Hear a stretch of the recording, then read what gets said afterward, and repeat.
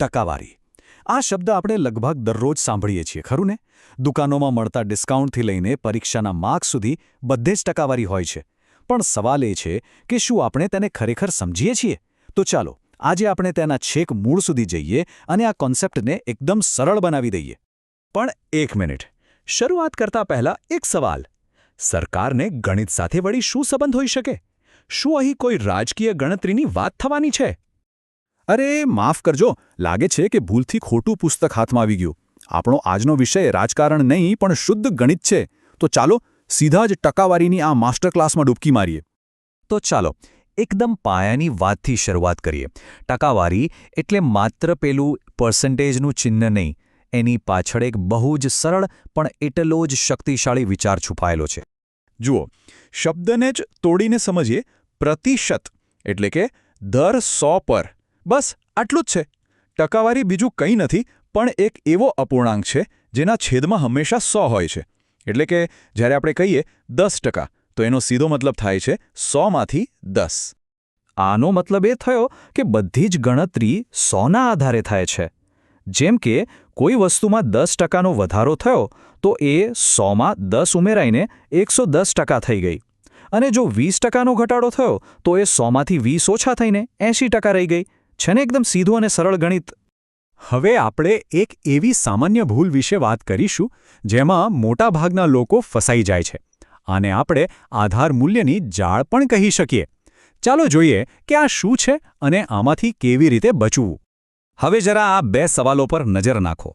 પહેલી નજરે તો બિલકુલ સરખા લાગે છે, નહીં? પણ જરા ધ્યાનથી આ શબ્દો જુઓ. ઓછી છે અને વધુ છે. આ નાનકડો ફેરફાર જ આખા જવાબને ઊંધો કરી શકે છે. કેમ? કારણ કે આ શબ્દો જ નક્કી કરે છે કે આપણે કોના સંદર્ભમાં, એટલે કે કોના આધારે વાત કરી રહ્યા છીએ. અને આ જ ટકાવારીનો સૌથી મોટો અને સૌથી અગત્યનો નિયમ છે. જવાબ હંમેશા એના પર જ આધાર રાખે છે કે આપણું આધાર મૂલ્ય શું છે. મતલબ કે સરખામણી કોની સાથે થઈ રહી છે. અહીંયા જ બધો ખેલ છે. પહેલા કિસ્સામાં જ્યારે આપણે સીતાની આવકની સરખામણી ગીતાની ઓછી આવક સાથે કરીએ છીએ ત્યારે આધાર નાનો હોવાથી ટકાવારીનો વધારો મોટો દેખાશે. અને બીજા કિસ્સામાં શ્યામની આવકની સરખામણી રામની વધુ આવક સાથે થાય છે એટલે આધાર મોટો છે અને તેથી ટકાવારીનો ઘટાડો નાનો લાગશે. ચાલો હવે એક લેવલ ઉપર જઈએ અને જોઈએ કે જ્યારે ટકાવારીમાં એક પછી એક ફેરફાર થાય ત્યારે શું થાય છે. આને ક્રમિક ફેરફાર અથવા તો ચક્રવૃદ્ધિ અસર તરીકે ઓળખવામાં આવે છે. એક સાવ સીધો સાધો સવાલ. જો કોઈની આવક પહેલા 10% વધે અને પછી તરત જ 20% વધે તો શું કુલ વધારો સીધો 10+20 એટલે કે 30% થયો કહેવાય? મોટાભાગના લોકો તરત જ હા કહેશે.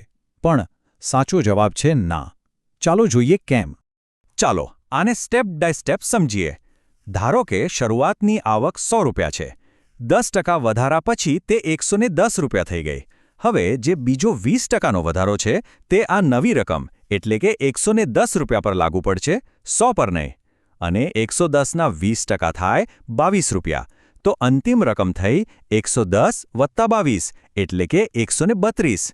તો કુલ વધારો કેટલો થયો? 32%, 30% નહીં. તો પછી એ વધારાના 2% ક્યાંથી આવ્યા?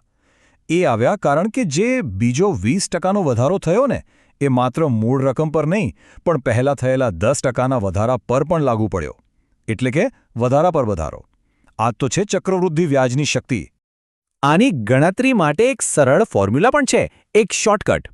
પહેલી ટકાવારી વત્તા બીજી ટકાવારી વત્તા બંનેનો ગુણાકાર ભાગ્યા 100. આપણા ઉદાહરણ પ્રમાણે 10+20 વત્તા 10×20 ભાગ્યા 100 એટલે કે 30+2 = 32%. અને હા, જો કોઈ ઘટાડો હોય તો ટકાવારીને માઇનસમાં ગણવાની. બસ. સરસ, આપણે સિદ્ધાંતો તો સમજી લીધા. હવે ચાલો ફટાફટ જોઈએ કે આ જ્ઞાન વાસ્તવિક જીવનની સમસ્યાઓને ઉકેલવામાં કેવી રીતે કામ આવે છે. જ્યારે ચૂંટણીના પરિણામો જોઈએ ત્યારે કોને કેટલા મત મળ્યા એના કરતાં પણ વધારે રસપ્રદ એ હોય છે કે જીત હારનું માર્જિન કેટલું છે.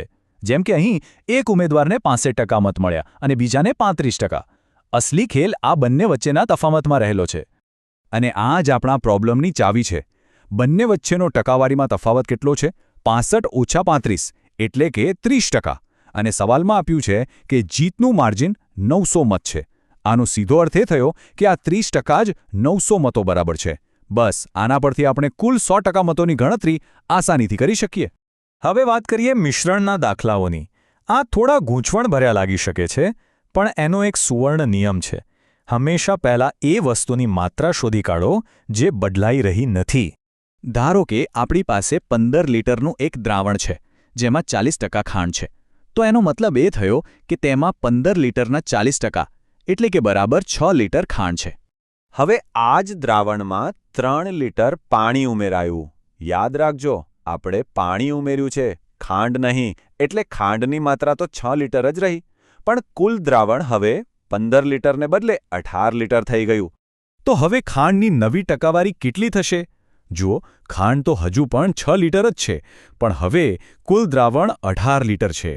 આનો મતલબ એ થયો કે ખાંડની નવી ટકાવારી ઘટીને ફક્ત 33.3% થઈ ગઈ. આ જ તો ખરી મજા છે. ખાંડની માત્રા બદલાઈ નથી, છતાં તેની ટકાવારી ઘટી ગઈ, કારણ કે કુલ જથ્થો એટલે કે આપણો આધાર વધી ગયો. ચાલો આજના વિશ્લેષણને પૂરું કરીએ એ પહેલાં આપણે જે કંઈ પણ શીખ્યા તેને એક અંતિમ પડકાર સાથે ચકાસી લઈએ. જેમ મૂળ સ્રોતમાં કહ્યું છે, સૌથી અગત્યની વાત એ છે કે કોન્સેપ્ટને સમજવો. જો મગજમાં આખો તર્ક સ્પષ્ટ હોય તો પછી સૂત્રો ગોખવાની કોઈ જરૂર જ રહેતી નથી. અને હવે જતાં જતાં એક સવાલ વિચારવા માટે. જો કોઈ દુકાન 50% વત્તા 50% છૂટની ઓફર મૂકે, તો શું એનો મતલબ એ છે કે વસ્તુ મફતમાં મળશે? આજે આપણે જે ક્રમિક ફેરફારનો નિયમ શીખ્યા તેનો ઉપયોગ કરીને જવાબ શોધવાનો પ્રયાસ કરજો. ખાતરી છે કે ખૂબ જ રસપ્રદ જવાબ મળશે.